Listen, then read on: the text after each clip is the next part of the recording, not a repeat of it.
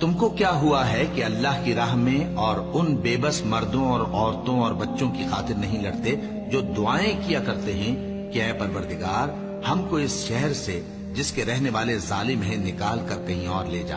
اور اپنی طرف سے کسی کو ہمارا حامی بنا اور اپنی ہی طرف سے کسی کو ہمارا مددگار مقرر فرما۔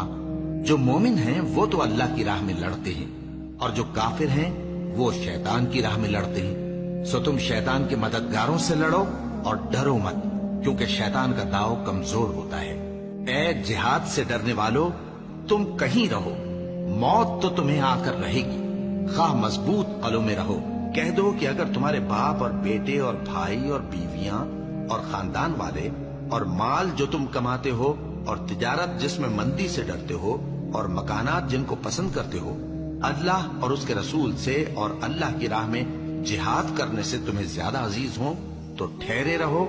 یہاں تک کہ اللہ اپنا حکم یعنی عذاب بھیجے،